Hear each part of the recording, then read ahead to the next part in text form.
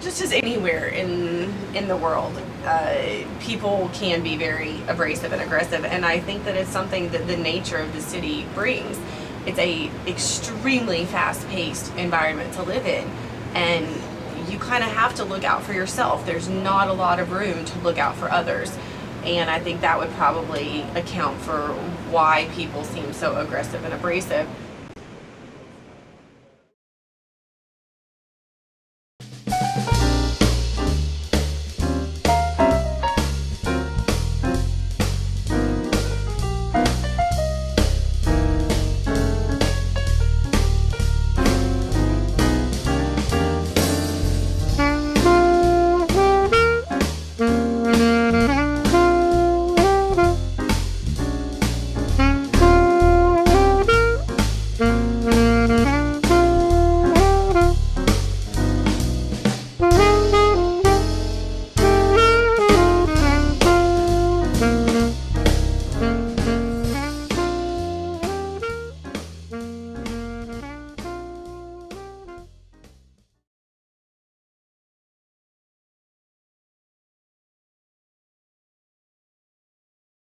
To say New York is aggressive is a gross understatement. Being in a big, fast-paced city with millions of people only adds to this fire. The aggression is often referred to as being a New York attitude. This is something that can bury you when first encountering it, but in order to survive in this city, you must unfortunately adopt it, lest people will try their best to take advantage of you. People here have a certain attitude. Don't get me wrong, they're usually nice, they're happy to help out, give you directions. I always see people giving up their seats in the subway or the buses for an elderly person or a pregnant woman. I think, yes, you have to go with the flow. It's like trying to walk slow in the middle of Grand Central, rush hour. You can't do that. You have to go with the crowd. If you don't go with the crowd and you get in the way, yeah, people will get aggressive with you. It's extremely competitive to be here. If you work down in Wall Street, if you work in, let's say, Best Buy, or even like a grocery store, like it can be very competitive around here. It definitely can. There are two faces to New York, and one face makes you never want to leave, and one face makes you wish you never came. So yes, I think New York is aggressive, and it can be abrasive. I don't think necessarily that it is the city, it's the people who choose to make it that way. Stress is a killer, and the city certainly has an overabundance of it. I find the best way to alleviate this pressure is by simply getting out, which for me means exploring my surroundings. New York has a rich history, but is often overshadowed by Manhattan. People tend to forget that New York is more than just the city itself. For instance, it houses the very real town of Sleepy Hollow, made famous by Washington Irving. If the holidays are a bit much to handle, you could avoid the tourists and crazy shoppers by traveling 30 minutes north to Irvington for their rendition of Winter Wonderlights, put on by the historic Hudson Valley. It's not skating at Rockefeller Center, but they have hot chocolate, and it's not crowded. If you prefer to stay closer to the city, Governor's Island is far enough away where you can enjoy an afternoon of food and entertainment, but close enough to see the New York skyline in the distance. Like everything else, all good things must come to an end. For most, that means back to work, back to the city, and back to reality. If you live and work around the city, you must ride the subway. Exciting if you're a nuisance if you're a resident. There are many things I could say about the MTA, but rather than listening to me, it might carry more weight if you hear from others in what I like to call MTA versus real people. The MTA, I think, is completely horrible. I sort of hate the MTA. They've been in business for decades and decades, and they don't schedule things right.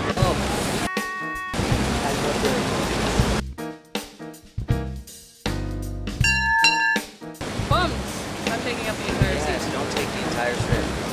Horrible. People with big bags standing by the door. People who are with their freaking, oh my god, people with their baby carriages. I'm gonna be right by the door, but there's space in the middle. Oh, but I'm gonna be getting off 10 stuff. How can you go and take the train the exact same time every day and arrive at your destination varying in time. It could be an hour, it could be 10 minutes, it could be 5 minutes, it could be 45 minutes, and it's just completely unreliable. Do I think that they deserve all of the price hikes that they've taken out of New Yorkers? Definitely not. Or when you know you don't fit, and there's still one person with one foot in the door like, I will get on this train. They ever stop the train completely? This train will disboard all passengers if we can't move it, you know. Oh yeah, I love it. I love whenever the conductor does that. If you do not get onto the train or get off the train, we're not moving. I've Nobody's been on going 3 anywhere. trains where all the passengers are disboarded. Yeah, and I just look at the person doing it like, oh, it's your fault. It's your fault. Everybody yell at that guy. It's a very flawed system, but it is a system that somehow miraculously gets millions of people around a very small area every day. Very sad that it's how convenient it is, and it still takes up so much of New Yorkers' money to get from point A to point B. The random construction of the trains that just stop moving and say, unfortunately, we apologize due to construction, but there's another train behind it.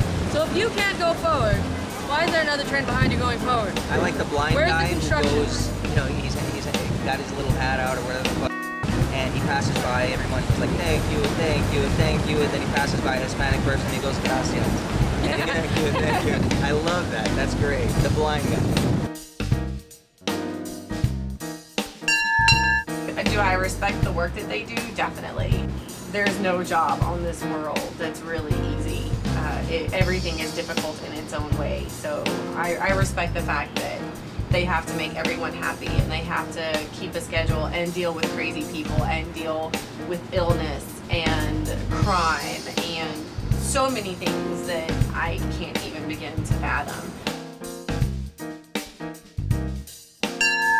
The violinist who's awful, you know, the electric sax player, who's always playing. The same song. I don't even know. On the same note, they are late. Their schedules are erratic. I have AIDS. I got family 16 bucks. It's better than nothing, I will say that. Yeah, And that's you've got the buses. Yeah, surface transit is neither here nor there. Whenever you need them, And you've they're got not the there taxis either. that run you over. It is what it is. It's frustrating. It's annoying. It's endlessly tiring to have to sit on a subway for 2 hours every day of my life. I think that's why a lot of New Yorkers walk so much. You get frustrated sitting on the bus or sitting on the subway, so you just decide to take matters into your own hands and go. It should be owned by the city. I don't understand why it's a private company. It's just the people who live here that use it. We should own it and be able to have a proper working system. You want to complain so much, but it's like, it's not any better for us, and then you're going to make it 10 times worse because we have to pay an extra quarter. That adds up. It's completely unreliable.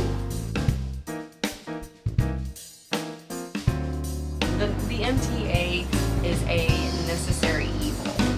We'll leave it at that. Can you imagine dealing with this frustration on a daily basis?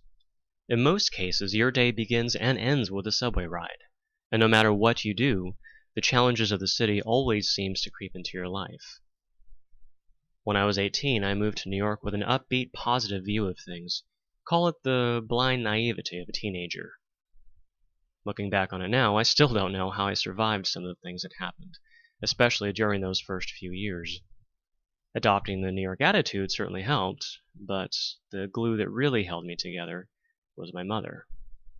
Her advice and encouragement always helped give me the push I needed. In June 2009, my mother had a heart attack. She underwent heart surgery a few days later, and thankfully, everything turned out well. For 10 years, I had survived the city. I was never homeless or got mugged, but the city was changing. Old buildings were being torn down so new ones could be built. My favorite places were closing, and at times I could no longer recognize certain streets. But with the changing city, I too was changing. The aggression of the city was seeping into my personal life. I was no longer naive, but my point of views had shifted. My mother's near-fatal heart attack brought things to a sharp focus. I loved the city. I love acting. But was it worth it? I was at a crossroad. So this is where the Atlantic Theatre Company acting school used to be.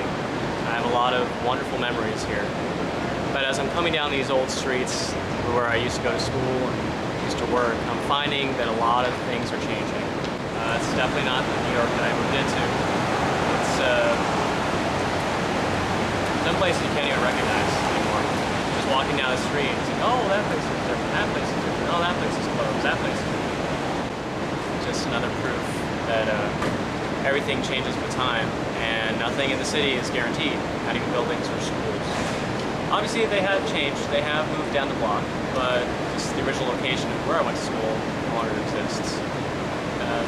Case in point, this brick wall is still the exact same spot it used to be.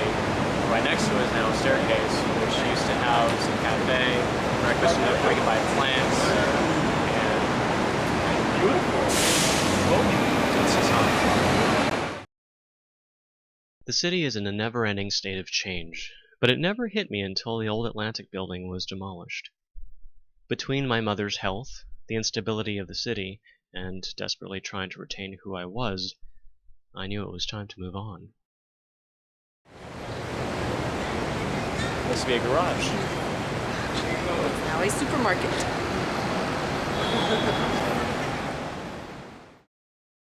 When I was 18, all I could think about was moving to New York, living there, becoming a professional actor, and staying there for the rest of my life. I stayed as long as I did because I had fought to do so. I earned the right to live there. But for how much longer? A year? 5 years? 10 years? Truth is, I was losing myself in the city. I had a full-time job, and I was an actor constantly looking for work.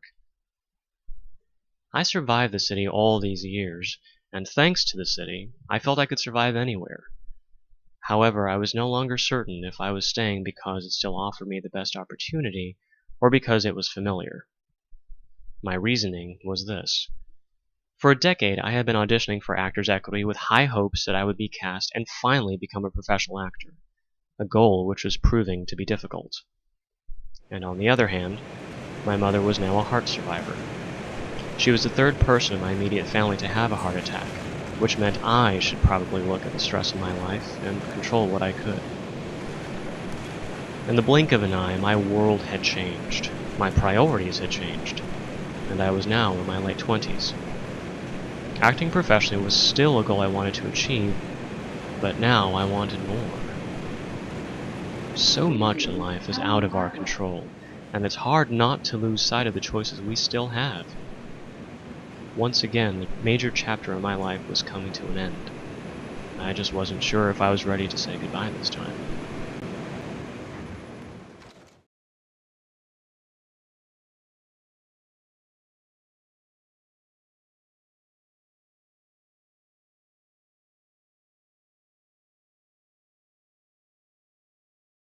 And we were finally down to the last probably 12 hours or so that we'll be in New York. And that's it. This will be the final night for me in New York City. New York will always be my second home. I've spent a little over a third of my life here. So